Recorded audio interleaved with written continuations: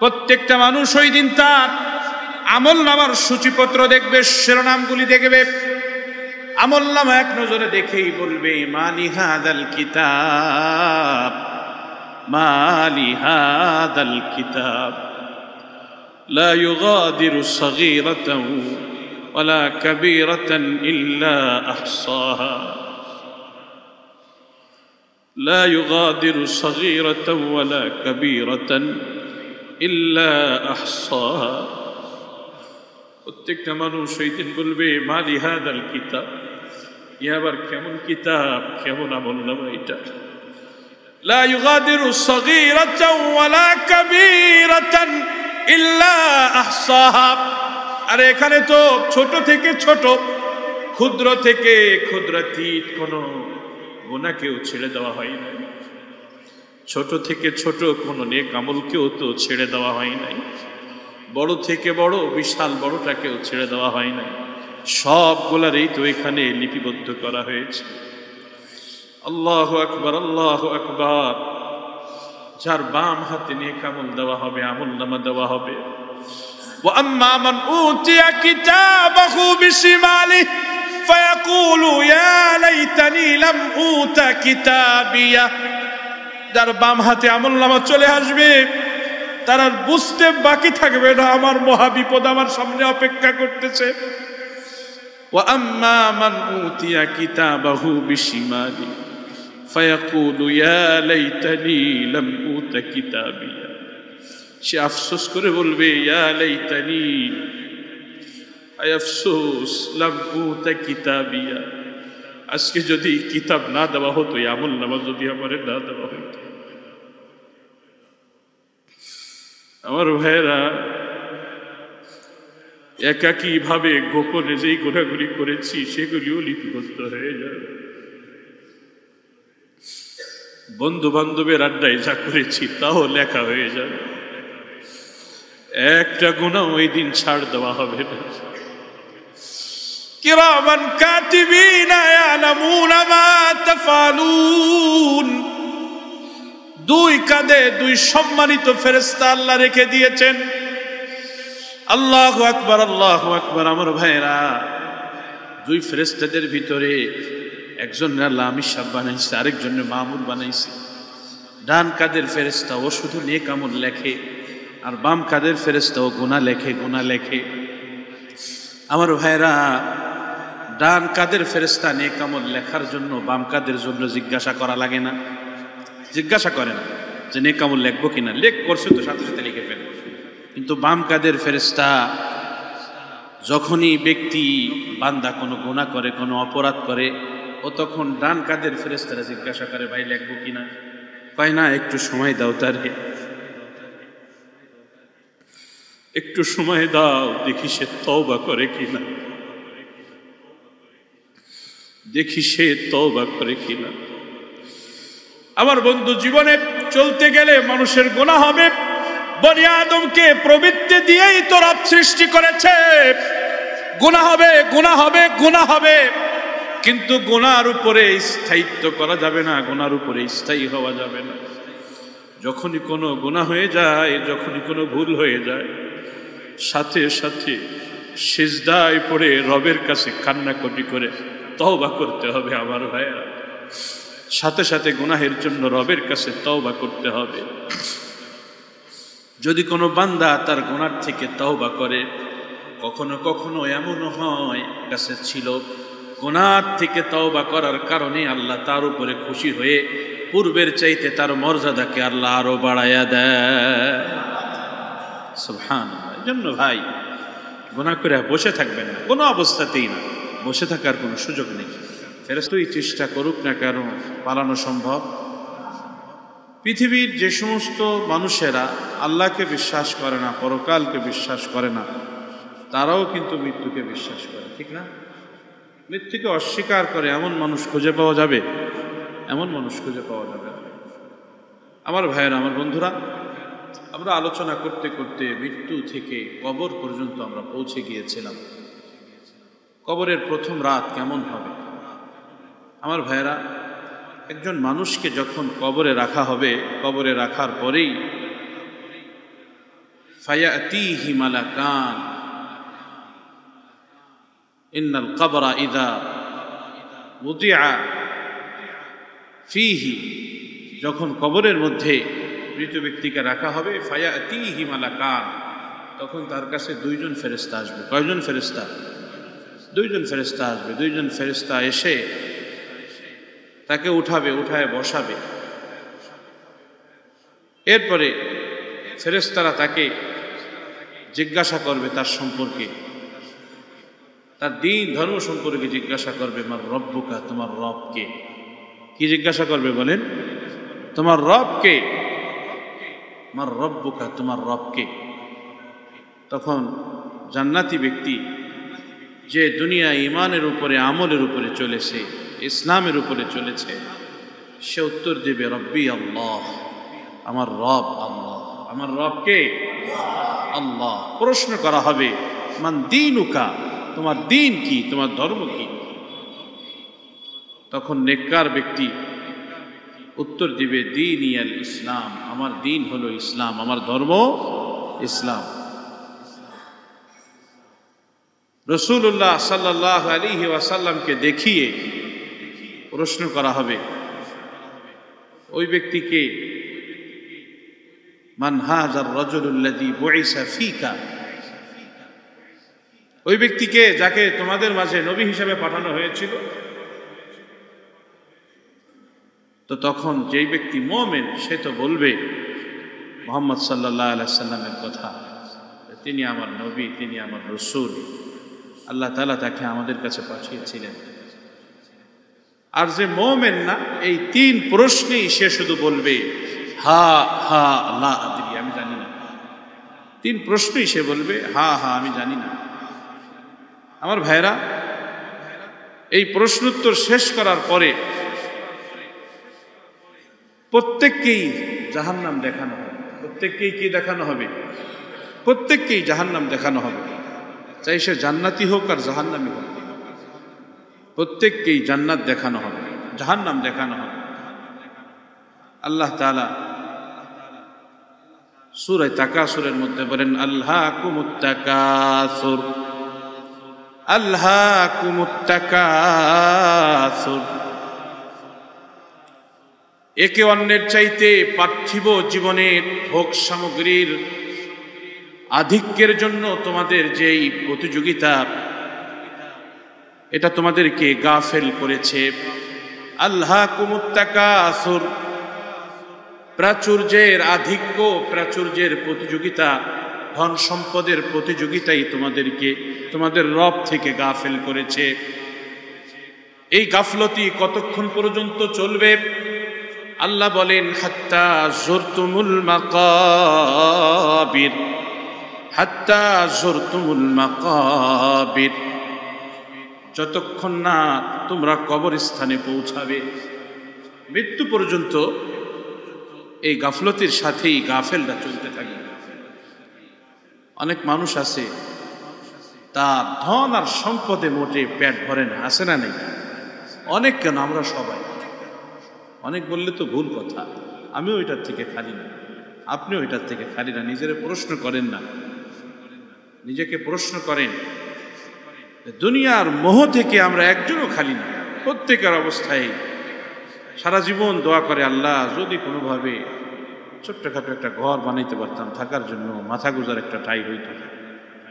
একটা হইলে পরে চিন্তা করে, আল্লাহ একটা তো থাকার জায়গা হয়েছে, আমার তো কিচ্ছু নাই, কিচ্ছু তো নাই আমার। যদি একটা বাড়ি টাড়ি করতে পারতাম, একটু ভাড়া টাড়া পাইতাম। কথা বলেন। এরপরে একটা হইলে কয় টাকা ভাড়া পায়, এতে চলে কি, এতে হয় কি? মানুষ লক্ষ লক্ষ টাকা মাসে ভাড়া পায়। এরপরে আরো একটা, বাংলাদেশে গুলশানে বানাইছে, বসুন্ধরায় বানাইছে বাড়ি, ধানমন্ডি বানাইছে, গ্রামে বিশাল বড় বাংলো করছে, আবাসিক এলাকায় করছে, বিভিন্ন প্রজেক্টের ভিতরে করছে, কইরা টয়রা। এরপরে পরাণ ধরে না, ভাই দুবাইতে কেন ভাই, কেনসে দুবাই, ভাই বুরুজ খলিফায় কেন, ভাই কেনসে বুরুজ খলিফায়, ভাই এতেও হয় না, আমেরিকায় কেন, কানাডায় বেগম পাড়ায় কেন, আসে না নাই? চোখ ভরে না। রাসূলুল্লাহ বলেন চোখ ভরবে কখন? চোখ ভরবে বনি আদম, ওয়ালা ইয়ামলাউ ফামু ইবনে আদম ইল্লা তুরাব। বিশ্বনবী বলেন শুধুমাত্র কেবলমাত্র কবরের মাটি এইটাই বনি আদমের মুখকে ভরতে পারে, আর কোনো কিছু বনি আদমের মুখকে ভরতে পারবে না। এজন্য আল কানাআতু মিনাল ঈমান, অল্পে তুষ্টি থাকা, যা পেয়েছি এইটা নিয়েই সন্তুষ্ট থাকা, এইটাও ঈমানের একটা আলামত। আল কানাআতু মিনাল ঈমান, এটাও ঈমানের একটা অংশ আমার ভাইয়েরা, এটাও ঈমানের একটা অংশ।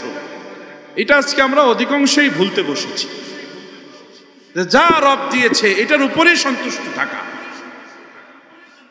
হ্যাঁ, এটার অর্থ এই না দুনিয়ার আধিক্যের ব্যাপারে চেষ্টা করা যাবে না, চেষ্টা করা নিষেধ, এরকম না। আপনি আপনার রুলস মোতাবেক হালালের উপরে আপনি চেষ্টা করতে থাকেন, যতটুকু রব আপনাকে দেয় আলহামদুলিল্লাহ। কিন্তু দুনিয়া পাওয়ার জন্য হারাম পথ আর পন্থা অবলম্বন করা, দুনিয়া পাওয়ার জন্য রবকে ভুলে যাওয়া, দুনিয়া উপার্জনের জন্য রবের থেকে দূরে সরে যাওয়া, আমার ভাই এটা হলো বড় গাফলতি। এই গাফলতির কথাই আল্লাহ তাআলা কোরআনে কারিমে বলছেন, আলহাকুমুত তাকাসুর, একে অন্যের সাথে প্রতিযোগিতা, ধন ও সম্পদের আধিক্যের প্রতিযোগিতা, এইটাই মানুষকে রব থেকে গাফিল করে ফেলছে। আল্লাহ বলেন কতক্ষণ চলবে এটা? হাত্তা যুরতুমুল মাকাবির, যতক্ষণ না তোমরা কবরের সাক্ষাৎ পাবে। কাল্লা সাউফা তা'লামুন, আল্লাহ বলেন কখনো নয় দুনিয়ার মানুষেরা, তোমার যেই বুঝ, তোমার এই বুঝ সম্পূর্ণ ভ্রান্ত, এটা কখনো নয়। কাল্লা সাউফা তা'লামুন, অচিরেই তুমি জানতে পারবে। আল্লাহ বলেন হ্যাঁ হ্যাঁ, অবশ্যই অবশ্যই, সুম্মা কাল্লা সাউফা তা'লামুন, অবশ্যই অবশ্যই অচিরেই তুমি জানতে পারবে। পার্থিব জীবন এটাই জীবন নয়, পার্থিব ধন সম্পত্তি মানুষের আসল কিছু নয়, বরং আল্লাহ কোরআনে কারিমে অন্য জায়গায় বলেন আল মালু ওয়াল বানুনা জিনাতুল হায়াতিদ দুনিয়া, আল মালু ওয়াল বানুনা জিনাতুল হায়াতিদ দুনিয়া, ধন সম্পদ সন্তান সন্ততি এই সবগুলি হলো শুধুমাত্র কেবলমাত্র দুনিয়ার সাজ আর সজ্জা।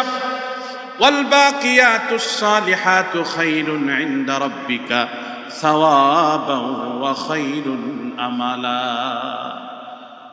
আর অবশিষ্ট থাকবে শুধু নেক আমল। অবশিষ্ট থাকবে কি? নেক আমল। ওয়াল বাকিয়াতুস সালিহাত খায়রুন ইনদা রাব্বিক, এটা তোমার রবের কাছে উত্তম, আমলের দিক দিয়ে উত্তম, সওয়াবের দিক দিয়ে উত্তম। সুবহানাল্লাহ। এই জন্য আমার ভাইয়েরা, নেক আমল যতটুকু করব এটা আমার আপনার সঙ্গী হবে, যতটুকু করব এটা আমার আপনার সঙ্গী হবে। শুধু নেক আমলই সঙ্গী হবে এমন না, বদ আমলও কিন্তু সঙ্গী হবে, বদ আমলও কিন্তু আমাকে আপনাকে ছেড়ে যাবে না। এজন্য আমাদের বুজুর্গরা বলেন যে নেক আমল যদি একটু কমও হয় অসুবিধা নেই, কিন্তু গুনাহ কইরেন না। ঠিক করেন না? গুনাহ কইরেন না, বিলকুল গুনাহ করা যাবে না। চোখের গুনাহ করা যাবে না, হাতের গুনাহ করা যাবে না, পায়ের গুনাহ করা যাবে না, জবানের গুনাহ করা যাবে না, গীবত শিকায়েত করা যাবে না। আল্লাহ বলেন কাল্লা সাউফা তা'লামুন সুম্মা কাল্লা সাউফা তা'লামুন কাল্লা লাউ তা'লামুনা ইলমাল ইয়াকিন, কাল্লা লাউ তা'লামুন, আল্লাহ বলেন কখনো নয়, লাউ তা'লামুনা ইলমাল ইয়াকিন, হায় যদি তোমরা জানতে ইলমাল ইয়াকিন, নিশ্চিত জ্ঞান যদি তোমাদের চলে আসতো।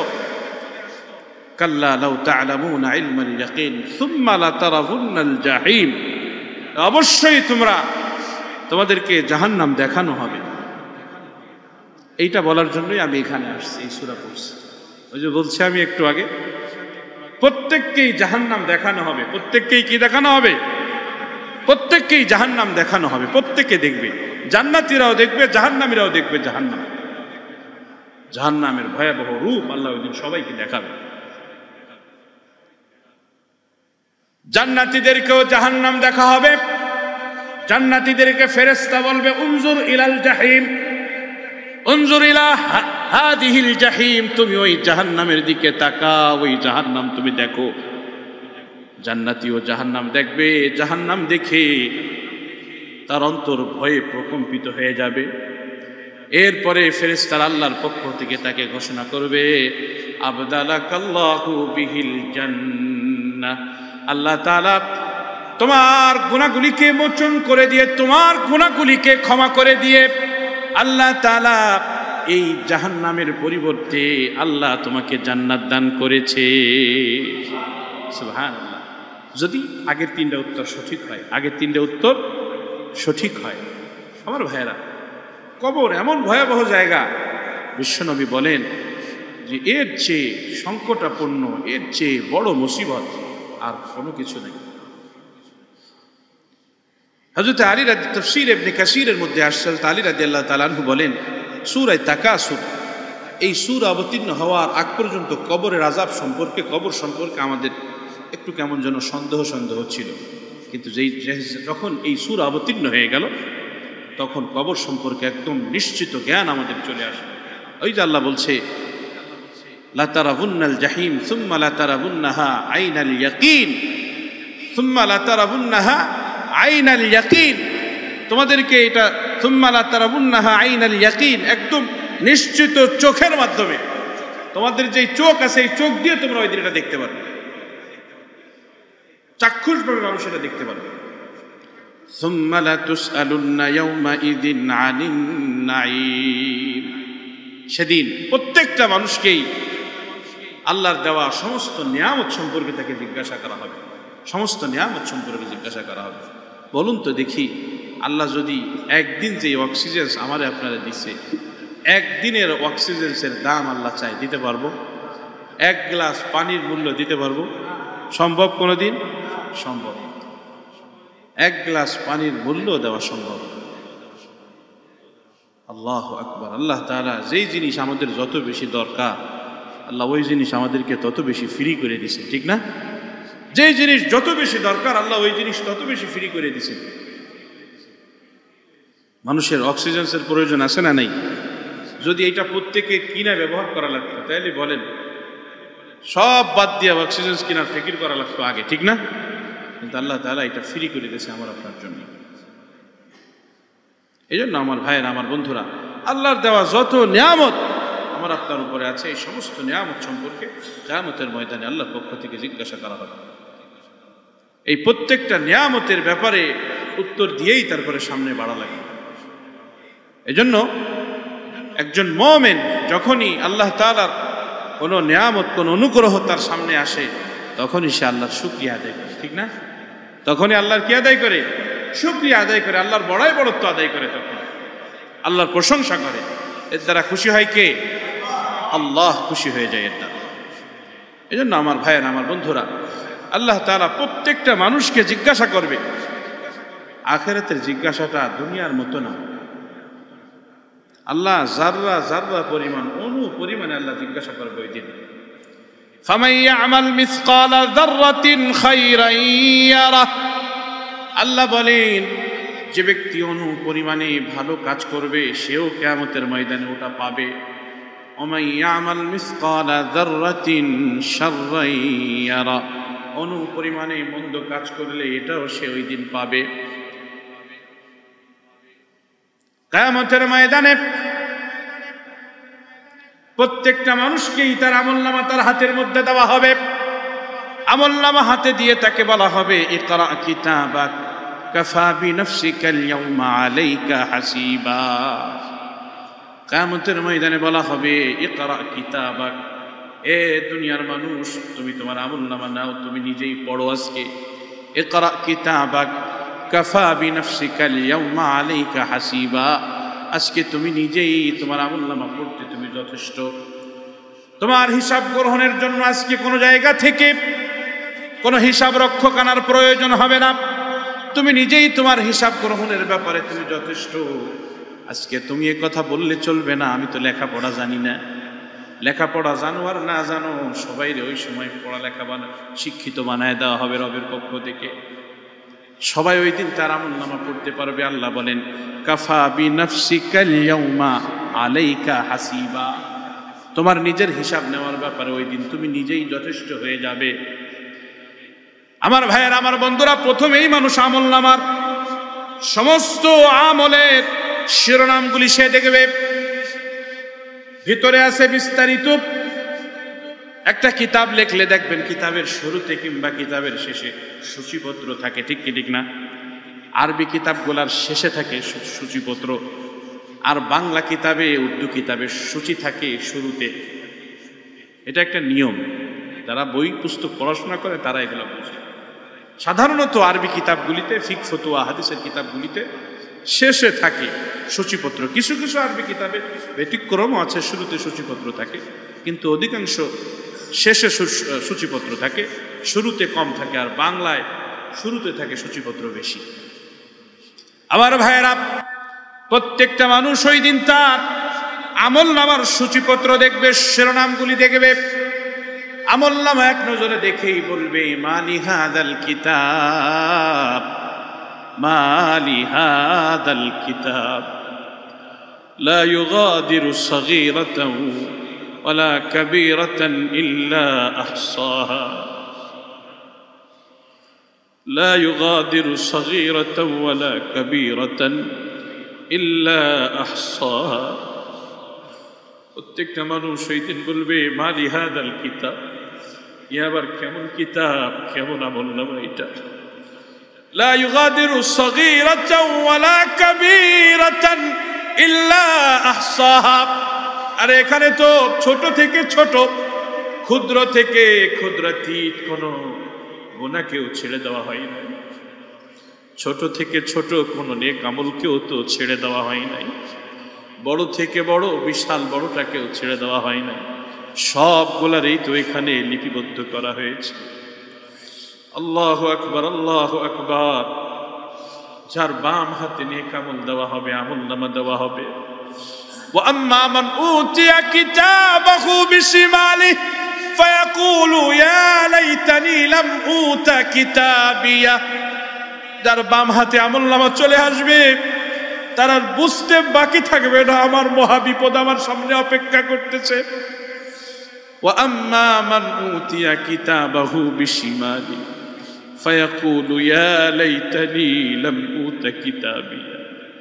সে আফসোস করে বলবে, ইয়া লাইতানি, আয় আফসোস, লাম উতা কিতাবিয়া, আজকে যদি কিতাব না দেওয়া হতো, আমলনামা যদি আমার না দেওয়া হতো। আমার ভাইয়েরা, একাকী ভাবে গোপনে যেই গুনাহগুলি করেছি সেগুলিও লিপিবদ্ধ হয়ে যাবে। বন্ধু বান্ধবের আড্ডায় যা করেছি তাও লেখা হয়ে যাবে। একটা গুনাহ ওই দিন ছাড় দেওয়া হবে না। কিরামান কাতিবিনা ইয়ালামুনা মা তাফআলুন। দুই কাঁধে দুই সম্মানিত ফেরেশতা আল্লাহ রেখে দিয়েছেন। আল্লাহু আকবার, আল্লাহু আকবার। আমার ভাইরা, দুই ফেরেশতাদের ভিতরে একজন আল্লাহ আমির সাহেব বানাইছে, আরেকজন মামুর বানাইছে। ডান কাঁধের ফেরেশতা ও শুধু নেক আমল লেখে, আর বাম কাঁধের ফেরেশতা ও গুনাহ লেখে, গুনাহ লেখে। আমার ভাইরা, ডান কাঁধের ফেরেশতা নেক আমল লেখার জন্য বাম কাঁধের জন্য জিজ্ঞাসা করা লাগে না, জিজ্ঞাসা করে না যে নেক আমল লিখবো কিনা, লেখ করছে তো সাথে সাথে লিখে ফেলে। কিন্তু বাম কাঁধের ফেরেশতা যখনই ব্যক্তি বান্দা কোনো গুনাহ করে, কোনো অপরাধ করে, ও তখন ডান কাঁধের ফেরেশতারা জিজ্ঞাসা করে, ভাই লিখবো কিনা? কয় না, একটু সময় দাও, তারে একটু সময় দাও, দেখি সে তওবা করে কিনা, দেখি সে তওবা করে কিনা। আমার বন্ধু, জীবনে চলতে গেলে মানুষের গুনাহ হবে। বনি আদমকে প্রবৃত্তি দিয়েই তো রব সৃষ্টি করেছে। গুনাহ হবে, গুনাহ হবে, গুনাহ হবে, কিন্তু গুনাহর উপরে স্থায়িত্ব করা যাবে না, গুনাহর উপরে স্থায়ী হওয়া যাবে না। যখনই কোনো গুনাহ হয়ে যায়, যখনই কোনো ভুল হয়ে যায়, সাথে সাথে সিজদায় পড়ে রবের কাছে কান্নাকাটি করে তওবা করতে হবে। আমার ভাইয়া, সাথে সাথে গুনাহের জন্য রবের কাছে তওবা করতে হবে। যদি কোনো বান্দা তার গুনাহ থেকে তওবা করে, কখনো কখনো এমন হয় কাছে ছিল গুনাহ থেকে তওবা করার কারণে আল্লাহ তার উপরে খুশি হয়ে পূর্বের চাইতে তার মর্যাদাকে আল্লাহ আরো বাড়ায়া দেয়। সুবহানাল্লাহ। এজন্য ভাই গুনাহ করে বসে থাকবেন না, কোনো অবস্থাতেই না, বসে থাকার কোনো সুযোগ নেই। ফেরেশতাকে এবারে সময় দাও, 6 ঘন্টা সময় দাও। কয় ঘন্টা? 6 ঘন্টা সময় দাও, দেখিও তওবা করে কিনা, দেখিও তওবা করে কিনা। 6 ঘন্টা সময় দেয় কমপক্ষে, হাদিস শরীফ আসছে এটা, 6 ঘন্টা সময় দেয়। এরপরে 6 ঘন্টায় পেন্সিল দিয়ে লেখে। কি দিয়ে লেখে? যাতে এটা রাবার দিয়ে ধাক্কা দিয়ে মুছে ফেলানো যায়। এটা জমা দেয় না খাতায়, আসল খাতায় জমা দেয় না। এরপরে যদি দিনের শুরু ভাগে গুনাহ করে তাইলে এইটা 6 ঘন্টা পরে পেন্সিল দিয়ে লেখে। সন্ধ্যাবেলায় যখন দিনের ফেরেশতা চলে যায়, রাতের ফেরেশতা আগমন করে, ওই সময় আবারও 2 ফেরেশতা, ওই সময় আবারও ডান পাশের ফেরেশতা বাম পাশের ফেরেশতা ডান পাশের ফেরেশতারে আবারও জিজ্ঞাসা করে, পেন্সিল দিয়ে লিখছিলাম, এখন কি কলম দিয়ে লিখবো এইটারে? ও তো এখনো মাফ চাইল না, ও তো এখনো মাফ চাইল না, এখন কি কলম দিয়ে লিখে দিব? স্থায়ীভাবে লেখা জমা দিয়ে দিব খাতাইটারে? আল্লাহু আকবার। এই জন্য আমার ভাইয়েরা, বিশ্বনবী রহমাতুল্লিল আলামিন সকাল সন্ধ্যার আমল দিয়েছে। সকালে তওবা, সন্ধ্যায় তওবা, সকালে তওবা, সন্ধ্যায় তওবা। শেষ রাত্রের আমলকে আল্লাহ এত দামি বানাইছে কেন?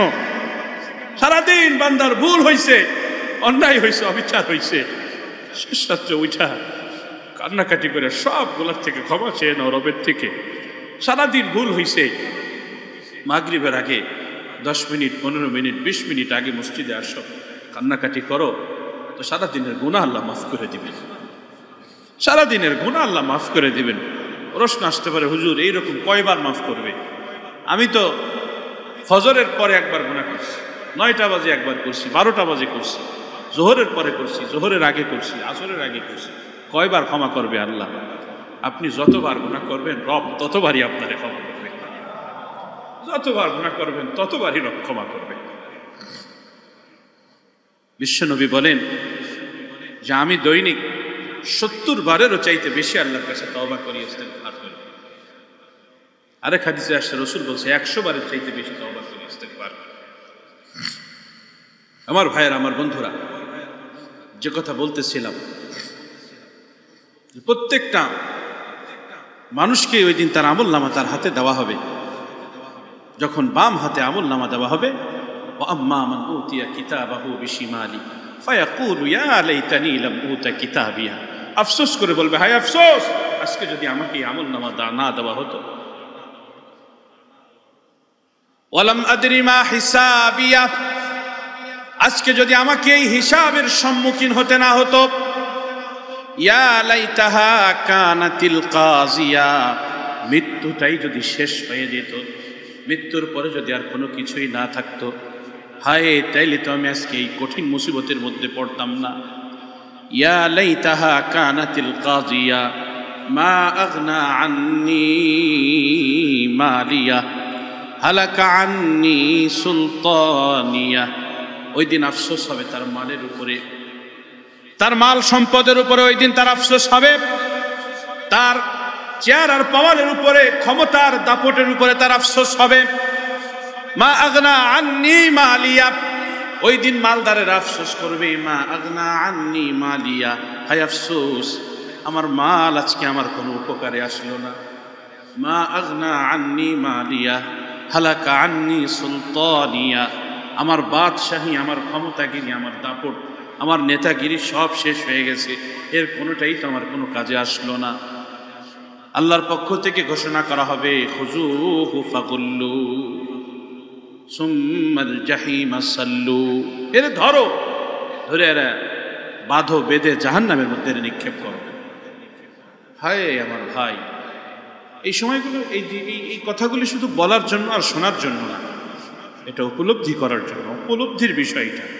আমি, আপনি, আমরা সবাই প্রত্যেকটা মুহূর্তে এটার সম্মুখীন হচ্ছি। আমার ভাইয়েরা, আমার বন্ধুরা, কোন জিনিস হযরত আবু বকরকে সারাদিন পাগল পাড়া বানায় রাখত? কোন জিনিস হযরত ওমরকে পাগল বানায় রাখত? কোন জিনিস হযরতে ওসমানকে বারে বার কবর দেখাইলে কান্দাইতো আমার ভাইয়েরা, আমার বন্ধুরা? ওই জিনিস আমার আপনার ভিতরে আছে কিনা, ওই চিন্তা আমার আপনার ভিতরে আছে কিনা? আরে তারা তো এক একজন বদরি সাহাবী, তারা তো এক একজন জান্নাতের সুসংবাদ প্রাপ্ত সাহাবী। আমার আপনার এইরকম রেডিমেড ক্ষমার ঘোষণা কে দিল রো ভাই? নামাজ না পড়ো অসুবিধা নাই, রোজা না রাখো অসুবিধা নাই, দিন শরীয়ত না মানো অসুবিধা নাই, তুমি জান্নাতি হয়ে যাবা।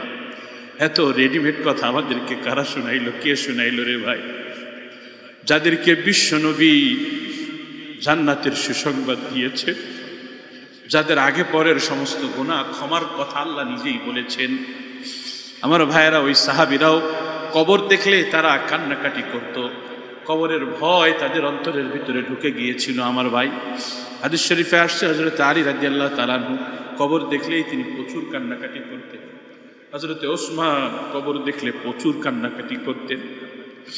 আমার ভাইয়েরা, আমার বন্ধুরা, কিন্তু আজকে মা মারা যায়, বাবা মারা যায়, চোখে পানি নাই সন্তানের, 2 দিন 3 দিন কাঁদে, 3 দিন পরে যদি একটু কোনোভাবে মিলাদটা দিতে পারে কায়দা মতো, বুঝলেন, মিলাদ যদি কায়দা মতো দিতে পারে, গরু টরু জমি দিয়ে খাওয়াইয়া একদম, নামাজও লাগে না, চোখেও আর পানি নাই, আছে না নাই বলেন?